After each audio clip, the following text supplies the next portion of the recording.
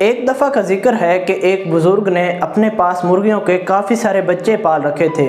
ان بچوں میں ایک بچہ باز کا بھی تھا جو کہ بالکل مرغیوں جیسا ہی دکھائی دیتا تھا۔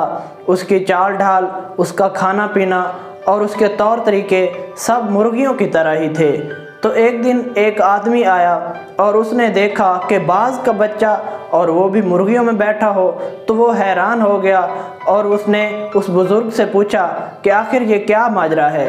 تو بزرگ نے بتایا کہ جب یہ بچہ چھوٹا تھا تو اسی وقت سے ہی میں نے اسے مرغیوں کے ساتھ شامل کر دیا تھا، اور تب سے لے کر آج تک یہ مرغیوں کے ساتھ ہی رہ رہا ہے، اور یہی وجہ ہے کہ اس کا چال ڈھال اور اس کے سارا کھانا پینا طور طریقے مرغیوں جیسے ہی ہیں۔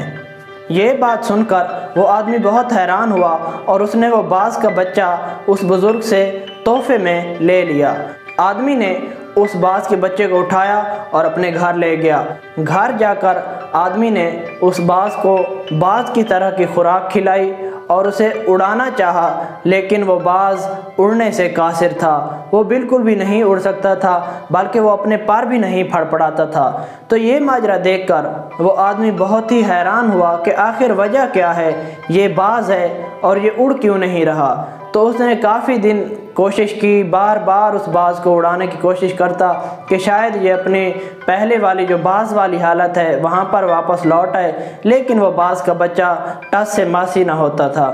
ایک دن وہ آدمی بہت زیادہ تنگ ہوا اور اس نے کہا کہ آج تو اس باز کے بچے سے میں جان چھڑا کر ہی رہوں گا۔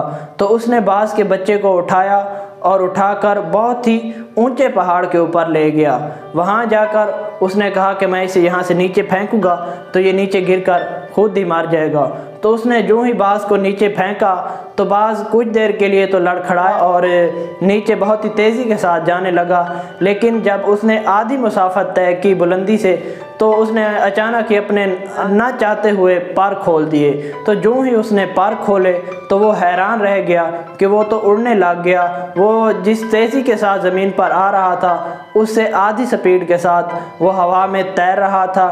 وہ بہت ہی حیران ہوا اور بہت ہی خوشی والی آوازیں نکالنے لگا، اور وہ اپنے اوپر والے مالک کی طرف دیکھنے لگا کہ آخر اس نے آج اس کے ساتھ ایسا کیا کیا ہے کہ جو باز مرغیوں میں مرغی جیسا بن کر رہ رہا تھا آج وہ اڑنے لگ رہا ہے۔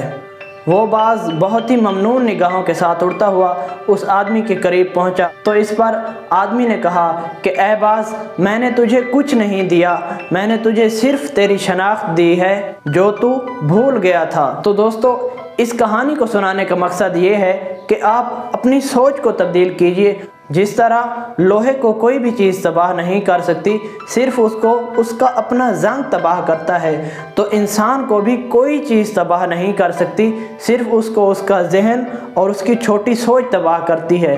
تو اگر آپ بھی اپنی سوچ کو بڑا کریں، اپنے بارے میں سوچیں کہ آپ کیا ہیں اور کیا کر رہے ہیں، تو ایک نہ ایک دن یقیناً آپ اپنی شناخت کو پا لیں گے اور اس دنیا میں بڑا نام کرنے میں کامیاب ہو جائیں گے۔